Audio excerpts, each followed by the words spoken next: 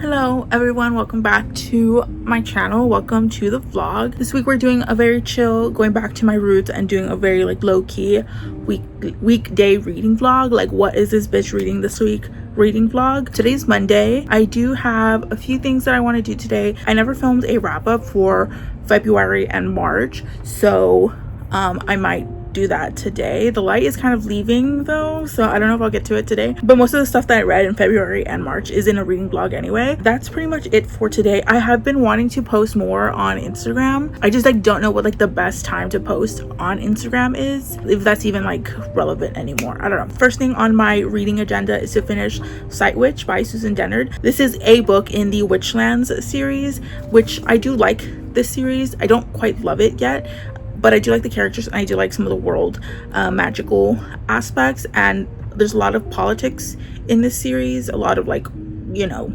countries having some thoughts about other countries, that kind of thing. This is technically I think 2.5 in the series. We follow a side character named Ryber here. She is training to be a Sightwitch, which is the only magic that you are not born with, I believe. She and other women live in this temple, and they get chosen by their goddess to become a Sightwitch, and she's been living at this temple for ever, and she's never been chosen. But then all the other girls and women that live at this temple are starting to disappear essentially, so she's the only one left. Yeah, but this is 2.5 in the series. I don't know if it's necessary, but there's a lot of information given here about this character and aspects of this world that I'm assuming is important enough that our author wrote an entire novella. It's not that long. I think it's 210-ish pages, just a little over 200 pages. So I'm almost done. I'm on page 140. I really want to catch up more with the series. I started a Excel sheet to log every book I've read in a series, and I'm keeping track of certain series. There's quite a few series that I've started, but for sure I want to focus on the Witchlands series, a few others, but I can't wait to finish this and check it off and get that little high of I finished this one off the checklist, that kind of vibe. As far as a greater plot for the series, I've talked about the series in vlogs before, but it's kind of hard to give a concise summary.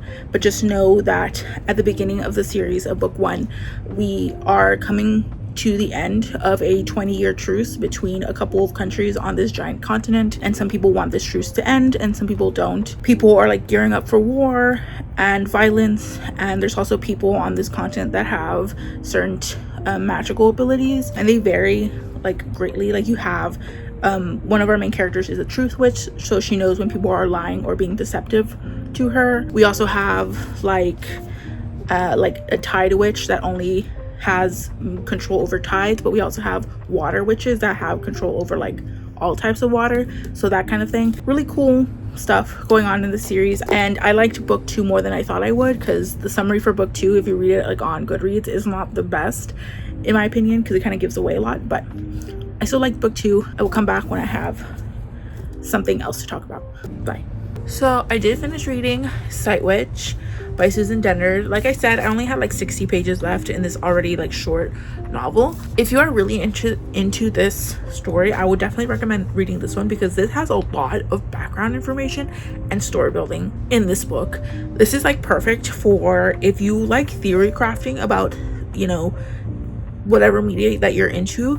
This has a lot of hints about what's to come. It is referencing a lot of stuff that happened in the past in regards to how certain things are to this day. Almost everything I want to say in this book takes place before book 1, so I wouldn't say you can read it out of order. I feel reading it here exactly when it was published is the perfect place to read it, because you already know a lot of these characters. I didn't mention before, but there is artwork and stuff in this book, which is always nice to see.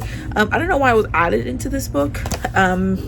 Maybe the author felt there was just a lot of references to maps and locations, so they added some stuff, which is fair, but I mean, why not do that to all the books? So yeah, I feel if you don't read this one, you're missing out on some really important information that the author wants you to know. Probably the author's attempt at adding very important information without it being a giant lore dump or world building info dump within the books. This is a way to do that without it being in the main storyline. This book follows a side character named Ryber, who you do see throughout the books, 1 and 2, and you see them referenced.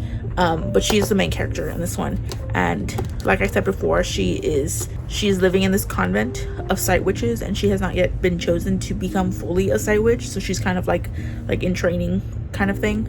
And she never gets chosen, and then a bunch of her sisters go into the mountain when they're chosen, and they never come out again, and she's like, I need to do something or else I'm gonna be the last sight witch. And she's never even been chosen to be a sight witch, so she's technically not really a sight witch either. But this book overall is very big on like the choices that you make and how not everything has to be set in stone, and there's not a one path thing for everyone. I do like Ryber, and she has a very good friendship. I think she even considers her like a thread sister, but she has a very good relationship with another girl named Tansy, who she's also trying to save because she's also disappeared as well. So I like female friendships. This author has another female friendship in the series that I really enjoy as well. A lot of sibling stuff that I also really like. So I like the series. I really want to focus on series, like I said before, so I might pick up the second one or the third book in the series pretty soon. I have it on my shelves as well. So that is done with. I need to add this to my journal and my series Excel spreadsheet. But as for what I will read next, I wanted to read something like one and done. I didn't want to add more series to my series spreadsheet. So I have The Girl from Widow Hills by Megan Miranda. I've read Megan Miranda before. I recently hauled this book. I've read a few of her adult books, and I think maybe 1 or 2 of her YA stuff. She mostly writes thriller. Follow a woman who, when she was very young, went missing. Like, she wandered into a forest, or she was sleepwalking and walked into a forest, and she went missing, and no one could find out what happened to her. She was really young, but she was eventually found, and it was this big sensational thing in the States, and she gained a lot of notoriety from it. But now that she's older, she's tried really hard to distance herself from that event until I think she finds a body that's connected to her hometown where all this went down when she was younger, and I guess that's where the story starts. So this is what I'll be reading next. I've been like in a mood for something that's not fantasy but also really thrilling and popcorny, so I hope that this is that. I've only had one really good attempt with Megan Miranda. The first book I read from her, which I think was All the Lost Girls, is the book that I really like from her, and everything else I've read from her is fine but not amazing. I haven't had anything bad with her, but we'll see how I feel about this one. Bye. So I did get about a little over 100 pages in The Girl of Widow Hills by Megan Miranda. It's okay so far. I have one really big issue. Well, first, plot wise, like I said before, our main character has this history of going missing, and it became this sensation, and now she's trying to distance herself from that for whatever reasons, personal reasons, who cares. A part of the story, like an element, I don't think it's technically a spoiler, but sleepwalking kind of plays into it a little bit. She has a history of sleepwalking as well, and that did happen the night that she went missing when she was a child, and it's happening again. She's starting to sleepwalk again. I would consider that part of the plot. It leads to having an unreliable narrator. I haven't read a book like that quite in some time, just because they're so hit and miss for everyone, not just me, I think. But yes, sleepwalking plays a part of it, and she has found a body around the time of one of her sleepwalking episodes. She like doesn't know if she did it, that kind of thing. The main issue that I'm having so far in this book is that everything is so profoundly deep for her, and it's kind of frustrating. Like, everything relates back to how she's been a fighter her whole life. Everything relates back to her mother having this intense like paranoia. Like, everything is in some way symbolic or metaphorically connected to some deep aspect of her life, and it's exhausting. It's like one of those friends that always wants to have a very deep personal spiritual conversation or something, and it's like sometimes things just are, and we can just, it's fine. Not everything has to be psychoanalyzed or whatever. I've read 100 pages, and every minute of it has felt like the last 10 minutes of a very intense self-discovery therapy session, and it's really exhausting to read. It's like I know everything about you, but I also have like an arm's length connection with you. I remember I met someone, a friend of a friend, and we had a very deep conversation. Like, the first night we said like we met each other, and it was very strange and awkward. That's kind of what this feels like. Maybe that's something that you like in a book, like everything from finding the dead body to having scrambled eggs for breakfast means something, and it's too much. Like, can we chill a little bit? We are getting into the story, and I'm hoping for more kind of popcorny vibes, because it has been very self-reflective, very deep, emotional, like in her head all the time. So we just need a little bit of levity. I've read Karen Slaughter, and even some of her books have like ha ha ha moments in the middle of it. This doesn't. So we'll see how I feel after I finish. Hopefully I will finish. I don't think I have too much to do today.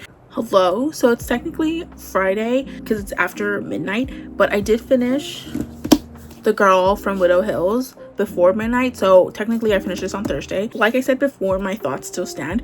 We are very much in this character's head a lot, and we don't really get to sit in the present because she is just so constantly like in her head about herself all the time, and it's kind of frustrating. But I did have to, like, I took a little bit of breaks, right? Like I couldn't just like power through this in one sitting because I would get so annoyed. As far as like the story goes, I do wish that the author sprinkled in more like tense, thrilling moments throughout the book more, because it was really only the latter half, or the latter third, which isn't not anything. It's still the last 100 pages.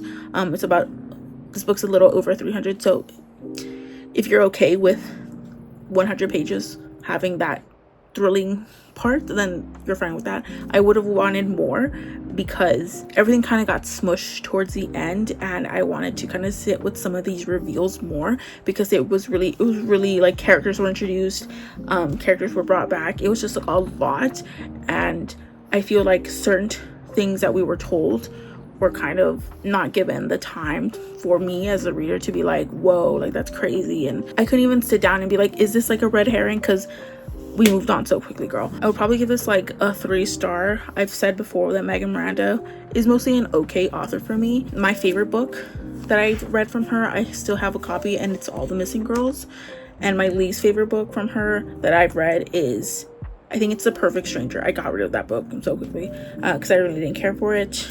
I've read Hysteria and Fragments of the Lost, which are young adult novels. I say this is okay. I'm probably gonna get rid of it and list it on my Pango for anyone else to read. I just need to log it in my book journal, and I will be done with it. If you are an experienced like mystery thriller reader, I think you might see the twist coming, because there are certain things that we're told that were glossed over really quickly, and I was like, that seems odd. I don't want to say anything else and like spoil. As for what I'll read next, I think it's gonna be Blood Mercy by Vela Roth. This is the first book in the Blood Grace series. I know I said I didn't want to read more series or start new series, but I technically have already started this. I just put it down for a while. I've been reading it since I think February, and I just like haven't continued. So I'm probably gonna start from the beginning. I still kind of have a fresh idea of what's happened, but might as well start again because I was only like 60 pages in. This is supposed to be a really slow burn political fantasy, and I do remember when I first picked it up, I was kind of surprised by how much world building and like building up the characters that we have, because typically they kind of do go by the wayside when we have a more romantic story. The fantasy building kind of is not the most important thing, but there's a lot here. In this book, we follow a character, I forgot her name, but her father's the king, and she kind of suspects him, I think, of being kind of shady or doing something off. So she's kind of looking for an alliance with one particular vampire. These are like a fantastical take on vampires, but she's looking to create an alliance with this individual, and there's a romance between them. And it's, I think, a lengthy series, and I think the book itself isn't short either. It's not like a 300 page book. I'd have to check. I just checked Goodreads, and it says there's 8 books in the series, and the Kindle edition is over 700 pages. I don't know about all that, but yeah. And like I said, it said it's a slow burn, so I'm hoping that they don't get like together by the first book, because that's not really a slow burn. Hot take. If they're already like kissing and doing the most by book 1, not really a slow burn. Yeah, from what I remember, it is very fantasy, like high fantasy. I'm hoping that the romance is like very like intense. I actually first heard of this from booktube before, I think, I'm assuming it got really popular on Book Talk as well, but I heard about this first on booktube, and It's on Kindle Limited, and I'll probably read that right now as I'm gonna go to bed. I will update in the morning, hopefully having read some of the book. Okay, bye. Sorry for the late night update. I wanted to give you my thoughts before I forgot, and it's obviously super late because Pugsley is snoring like really loud. So I have about 3 updates. Yeah, like 3 updates to give. Ignore my face. It's bare and I'm breaking out. I don't have much to talk about as far as the last book that I mentioned, Blood Grace, I think is what it was called. I don't have an update because I'm not too far along to give some thoughts, but I'm making this vlog longer because I just thought it needed more content. So I will finish this when I feel like it. First of all, my brother moved out to go live with his girlfriend, and I was looking through his room to see if there's anything that I wanted, like a little shopping, but in my brother's room, and I found this tin. And I just wanted to show it to you because I liked it. Second, I've been meaning to go to my library in person because I got an e-card during COVID, and they sent out emails saying that they're gonna start canceling those, so you have to get a real one. And so I did, and then I obviously got some books. I tried to limit myself. There's a 20 book limit, but I wanted to limit myself in terms of like books in a series, because I want to read books in a series and then like newer books that I haven't read. So I got 2 books in a series. This is Magic Slays by Lona Andrews. This is the 5th book in the K. Daniel series. I got Storm Cursed by Patricia Briggs. This is like the 11th book in the Mercy Thompson series. And then I got a book from an author that I really enjoy, and that is The Daughter of Dr. Moreau by Silvia Moreno-Garcia. I've heard so many great things about this one. I liked Mexican Gothic a lot. I also did like Velvet Was the Night. That one isn't as hyped as Mexican Gothic, but this one was really well liked. So I will start on this and talk to you about it in another clip. This video is taking longer than usual to film because I'm having problems with like the video stuff. Whatever, it's not important, but this video is taking longer than I wanted it to. I have less than 100 pages of Storm Curse by Patricia Briggs. I didn't really talk about like this book summary wise in the last clip that much, and that's because it's the 11th book in a series. It's a Mercy Thompson series, which I love, and I've talked about it before. It's an urban paranormal fantasy. We follow Mercy Thompson, who is a coyote shifter, and she gets involved in like fae, werewolf, witch, vampire drama, that kind of stuff. And if you've ever read like an urban paranormal, they typically have like a plot that's kind of contained with like threads that connect the story overall, and you just really gotta find a character that you really enjoy. It's very like episodic, that kind of thing. And I love Mercy Thompson. I think she's so funny, and I just adore her. The series first starts off with like werewolves and fae specifically coming out to the public as like we exist, but not witches or vampires. And drama stuff happens. I love it enough to read 11 books of it. So I'm almost done, and yeah, I'm enjoying it. So as for what I'll read next, The Daughter of Dr. Moreau by Silvia Moreno-Garcia, who I love. So I don't know too much about this one. I know it's like inspired by the Dr. Moreau story, so which I don't know too much about, so I'm kind of going in blind, but that's okay.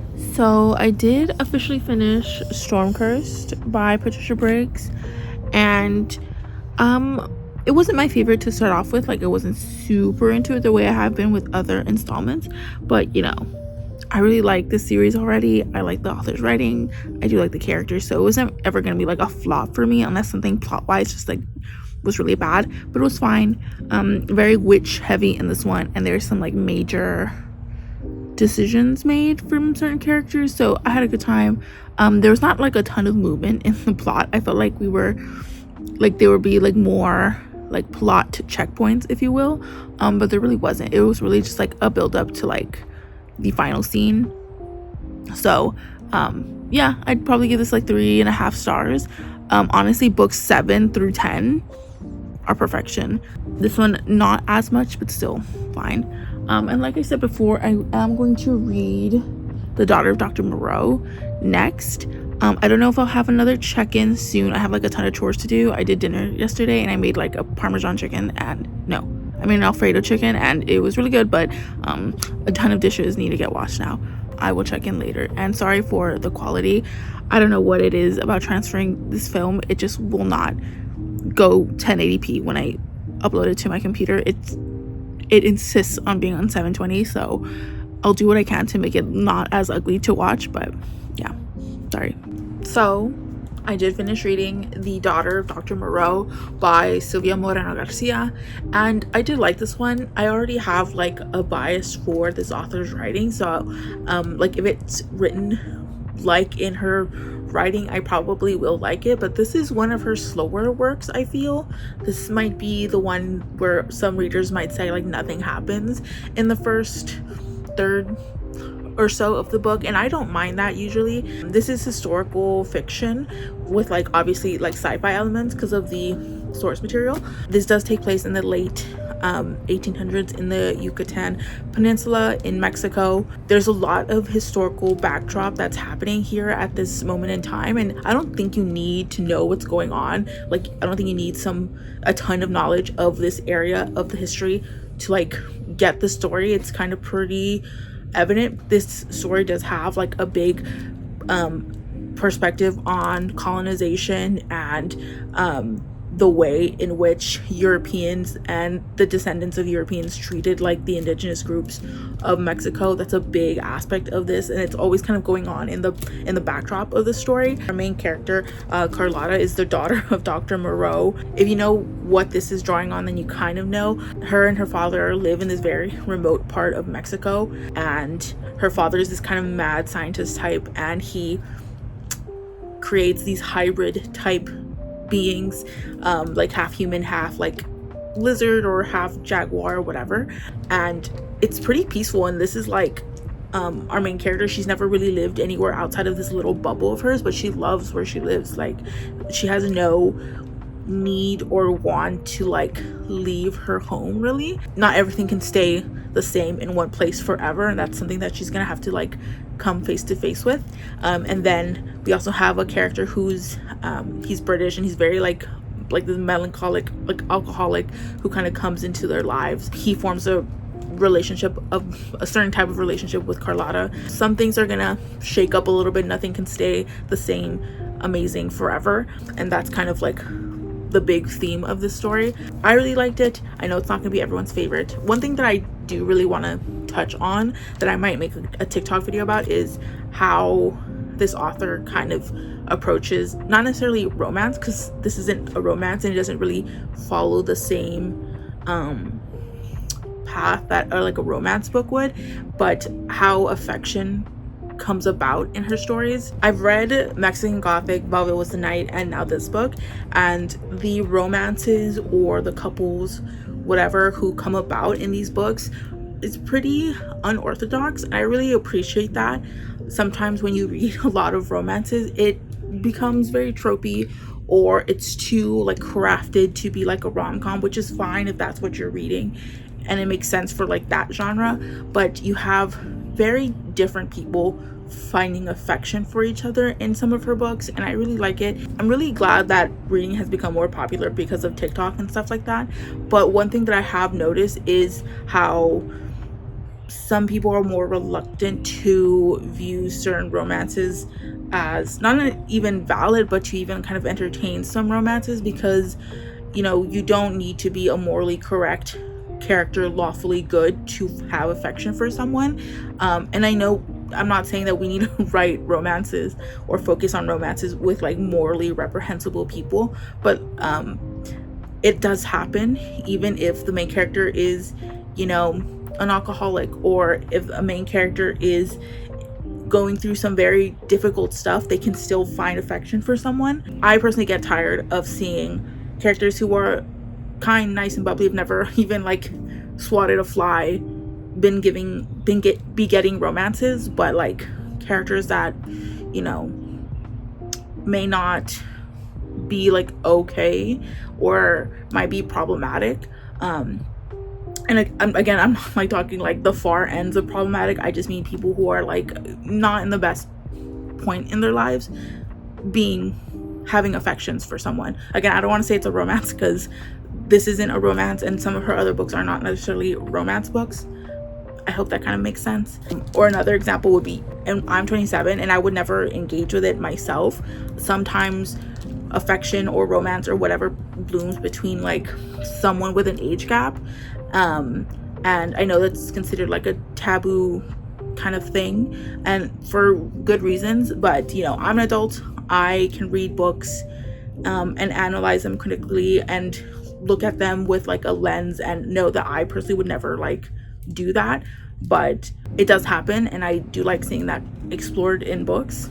I like this book. I would give it like a 3.75. I'll round it up to 4. So that means that we are done with the vlog. I think this went on a little longer than it should have, but it's okay. I did want to just talk about some books, chill a little bit, and this should be up soon. Keep your eyes out, because I think I want to do like a rainbow reading vlog where I just read like colors of the rainbow. I don't know. Feel free to talk to me down below in the comments about anything that I've talked about. I'd like to hear anything you have to say in the comments down below. I will also link my social medias down below, as well as some far more important links. Feel free to like, dislike, comment, or subscribe, or do neither. It's all cool with me. Thank you so much for watching, and I will see you in the next one. Peace.